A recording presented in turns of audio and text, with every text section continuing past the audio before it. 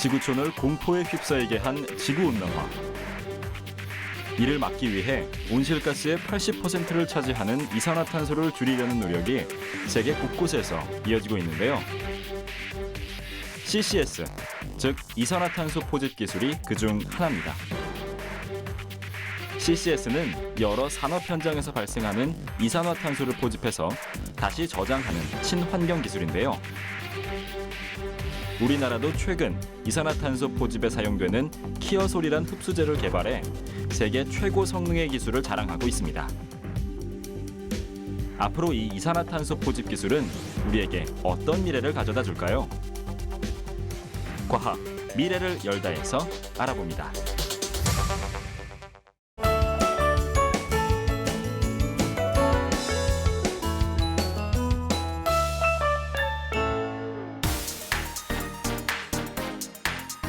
안녕하십니까, 윤여일입니다. 오늘 저는 여러분께 기후변화 문제를 해결할 수 있는 이산화탄소 포집 기술에 관해 말씀드리고자 합니다. 한국의 기후가 점차 아열대성 기후로 바뀌고 있다고 하고 지구촌 전체에 이상기후 현상이 발생하고 있습니다. 이 문제의 원인은 바로 지구온난화를 유발하는 온실가스 때문입니다. 태양에서 오는 에너지 중에 44%만 지구 표면으로 도달한 다음 다시 우주로 방출하게 되는데, 이 방출되는 양 중 상당량을 온실가스가 흡수해버려서 지구의 온도가 상승하게 되는 것입니다. 이와 같은 온실가스의 80%는 이산화탄소인데요. 따라서 전 세계적으로 이산화탄소를 줄이려고 노력을 하고 있고 CCS라는 새로운 기술이 연구되고 있습니다. CCS는 대기 중에 이산화탄소가 배출되지 않도록 굴뚝에서 바로 이산화탄소를 포집한 후 지하에 저장하는 기술입니다. 그리고 한국에너지기술연구원은 2012년 9월 11일 세계 최고 성능의 이산화탄소 포집 기술 CCS의 한국 버전을 개발했습니다. 그럼 지금부터 CCS, 그 중에서도 한국의 키어솔에 대해 자세히 알아볼까요?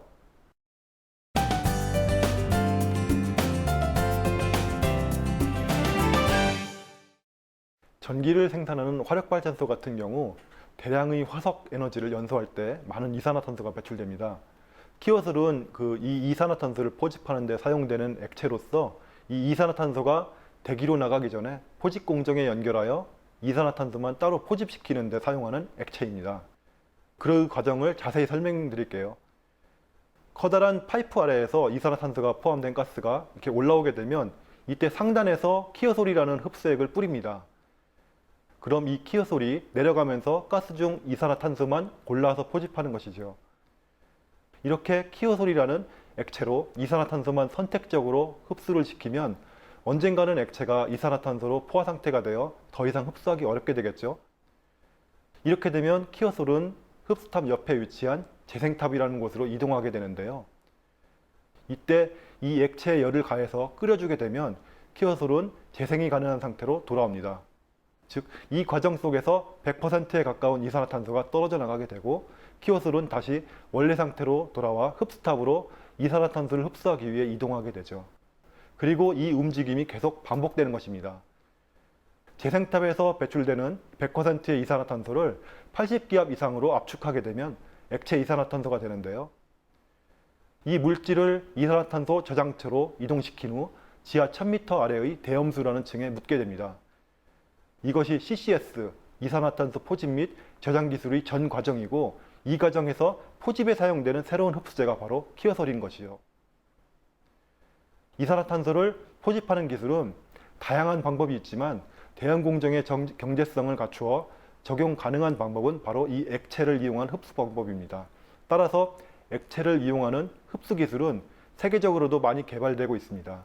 아까 제가 재생 과정을 설명하면서 포화된 키어솔을 끓여준다고 했었던 거 기억하시죠? 아시다시피 끓여주려면 열이 필요한데 이 열 또한 화석연료를 연소시켜서 얻는 에너지입니다.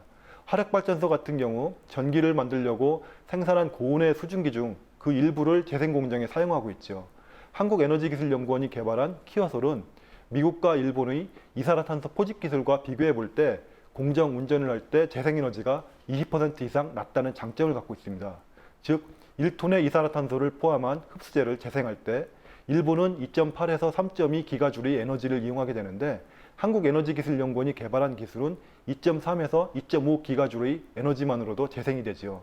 이처럼 재생에 필요한 에너지가 낮다는 것은 결국 전체 공정 에너지가 작다는 뜻이며 공정을 작동시킬 때 이산화탄소를 덜 발생시킨다는 뜻이기도 합니다. 또한 외국의 경우 기술이 적용처가 대부분 화력발전소처럼 10% 내외의 이산화탄소가 발생하는 곳에만 한정 사용하고 있는데 반해 키워솔은 30% 이하의 이산화탄소가 발생되는 산업 전반에 적용이 가능한 기술입니다.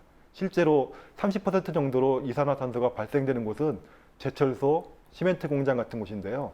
단위 생산시설로 봤을 때는 매우 높은 이산화탄소 발생처지요.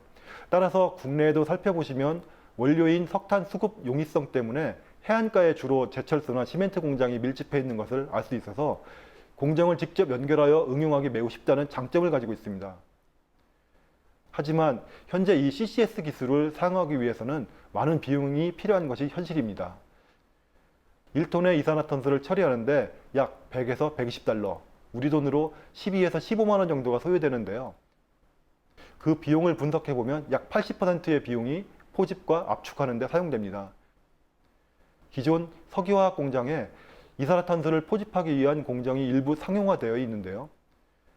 이 공정을 발전소나 제철소와 같이 규모가 큰 곳에 적용한다면 비용 발생이 너무 커서 경제적으로 어려운 점이 생기죠. 그렇기 때문에 한국뿐만 아니라 OECD 전체 국가들이 경제적으로 우수한 이산화탄소 포집 기술을 확보하려고 기술 개발에 투자를 하고 있습니다. 그리고 우리나라 또한 그 연구에 힘써 키어솔이라는 신기술을 개발할 수 있게 되었고요. 지금까지 대략적인 CCS 공정과 키어솔에 대해 알아봤는데요. 그럼 이번에는 이산화탄소 포집 공정을 좀 더 자세히 알아볼까요?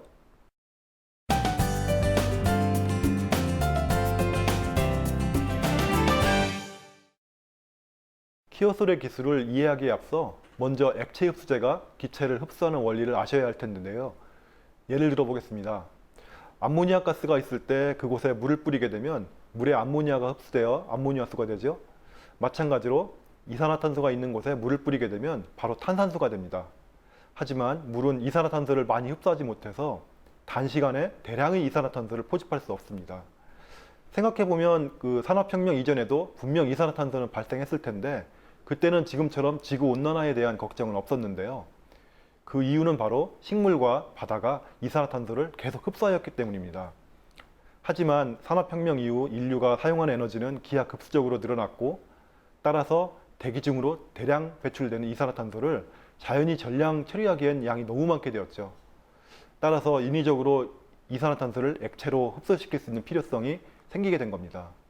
포집 공정은 아까 말씀드린 것처럼 두 개의 탑으로 이루어져 있습니다. 하나는 이산화탄소를 포집하는 흡수탑이고 다른 하나의 탑은 포화된 흡수제를 재생시키는 재생탑이죠. 화석연료를 연소하게 되면 주로 발생하는 기체는 이산화탄소, 질소, 수증기입니다. 이런 물질들이 배연가스를 구성하고 있습니다.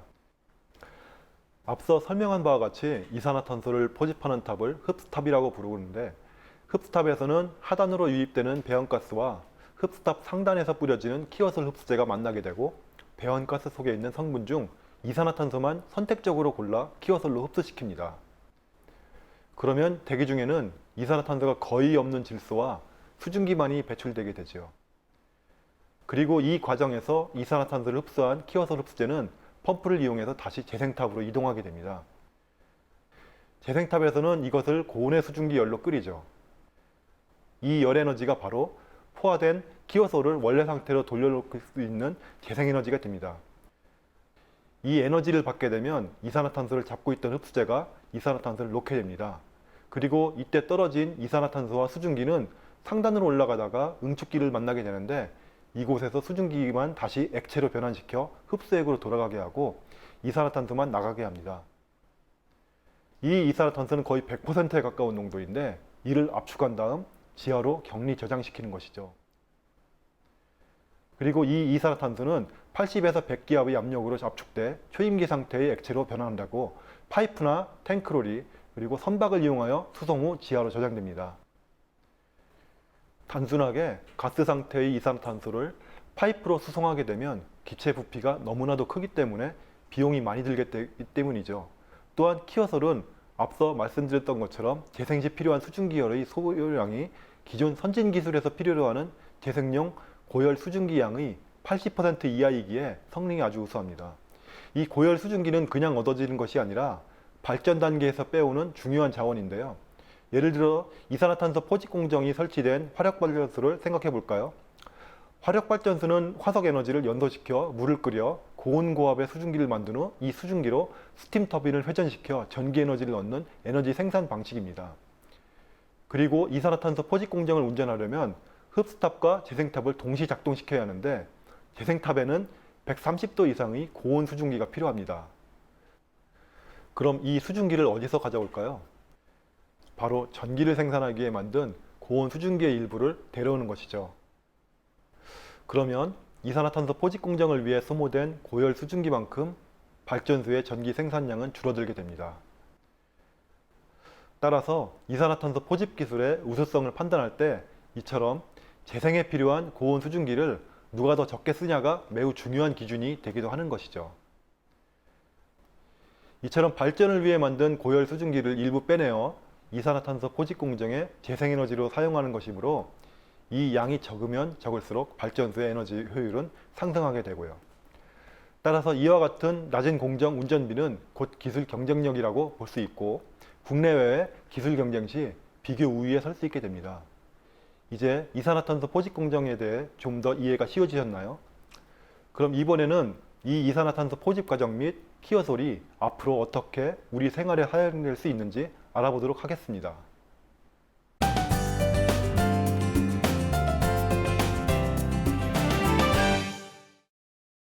우선 현재 키워솔은 천연가스를 연소하였을 때 발생되는 이산화탄소를 포집하기 위한 CCS 기술로 상용화될 예정입니다.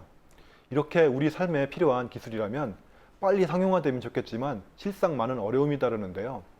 CCS 기술은 발전소 하나를 짓는 대형 사업에 가깝습니다. 국내에 화력발전소가 30개 이상 있는데 이 발전소 한 곳에 포집공정 하나를 설치하는데 드는 비용이 약 5,200억 원입니다. 굉장한 비용이 들죠.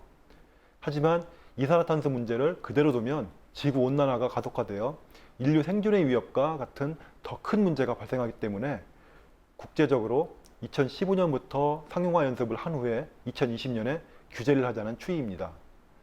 키워솔은 현재 저농도의 이산화탄소 포집에만 기술이 상용화 단계에 이르고 있습니다. 실험실에서는 고농도의 이산화탄소를 포집할 수 있는 공정을 설계 제작하기 위해 노력 중입니다. 이처럼 저농도와 고농도로 분리되어 연구되는 이유는 바로 천연가스를 연소할 경우에 이산화탄소 농도는 약 7% 내외로 낮습니다.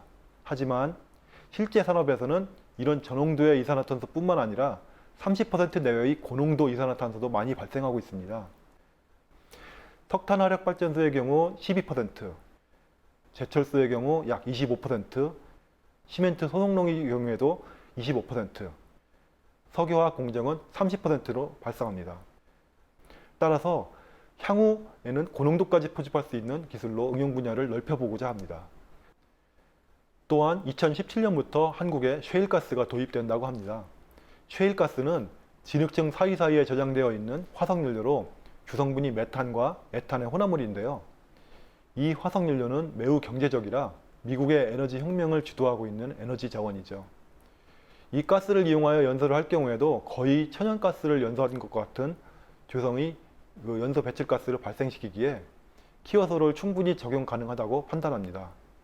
우리나라에 이 가스가 도입된다면 석유화학공업의 기본 원료와 도시가스 등으로 사용될 것으로 예상되며 기존의 원유에만 의존되던 에너지 시스템에 일대 변혁이 일어날 것으로 예상됩니다. 그리고 기술 이전 분야 역시 국내로 한정된 것이 아닌 해외로 더욱 범위를 넓혀서 과학 한국의 위상을 높이려고 합니다. 앞으로는 해외 기술 이전의 대상으로 온실가스 저감 의무 국가가 많이 있는 유럽 지역이나 최근 온실가스를 많이 배출하고 있는 중국, 인도에도 이 기술을 이전하면 참 좋겠죠. CCS 기술이 더욱더 활성화된다면 지구온난화 속도를 늦출 수 있으며 석탄과 석유가 고갈되어 향후 수소에너지 사회로 변모되기까지 다리 역할을 충분히 할 것으로 예상됩니다.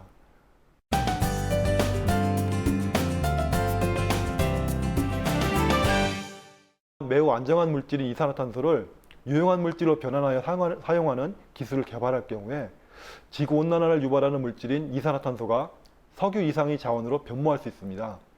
CCS 기술로 포집하여 저장한 이산화탄소를 직접 그대로 활용할 수 있는데요. 예를 들어 이산화탄소 용접, 화해단지 광합성 가스용 가스, 드라이아이스, 탄산음료, 소화기 등에 사용될 수 있답니다. 현재는 발생량에 비해 소모하는 비율은 매우 작고 시장도 크지 않은 상태인데요. 그렇기에 요즘은 이산화탄소를 다른 유용한 물질로 변형하여 사용하는 연구가 활발히 진행되고 있습니다. 이렇게 이산화탄소를 유용한 물질로 바꾸는 기술을 이산화탄소 전환 기술이라고 하는데요. 이는 크게 화학적 전환 기술과 생물학적 전환 기술로 구분할 수 있습니다. 화학적 전환 기술은 유용한 화학 물질을 만드는 방법과 연료를 생산하는 방법을 말하는데요. 이 기술을 이용해 이산화탄소 속에 촉매 반응을 일으키면 메탄올, 초산, 개미산, 요소, 우레탄 등을 만들 수 있습니다. 하지만 이 반응은 아무래도 주위에서 에너지를 흡수해야만 발생하는 반응이기 때문에 아직까지 에너지 효율이 좋지 못한 상황입니다. 그리고 생물학적 전환 기술은 주로 미세조류를 이용하여 광합성을 일으켜 유용한 물질로 치환시키는 방법을 말합니다. 미세조류는 지구상의 식물 중 가장 빨리 자란다는 사탕수수에 비해 2.8배, 그리고 소나무에 비해 15배 정도 광합성률이 높습니다. 따라서 이를 통해 유용한 바이오매스를 만들지요. 주로 카로틴, 항산화제, 천연건강식품, 의약품용 효소, 바이오에탄올, 바이오디젤 등의 고부가 가치 물질들입니다. 하지만 이렇게 생물을 이용하는 방법은 아무래도 화학 촉매를 이용하는 방법에 비해 반응 속도가 느리기에 대용량으로 발생하는 이산화탄소를 단시간에 처리하기에는 역부족인데요. 따라서 효율을 올리는 연구를 수행해야 합니다. 이처럼 화학적 전환은 낮은 에너지 효율 문제, 생물학적 전환은 느린 반응 속도 문제가 있어서 본격적인 상용화 단계는 아직 이르지 못합니다. 하지만 향후 이산화탄소를 효과적으로 활용할 수 있는 기술을 개발한다면 온실가스에 시달리는 지구를 구한 업적으로 아마 노벨상까지 받을 수 있지 않을까요?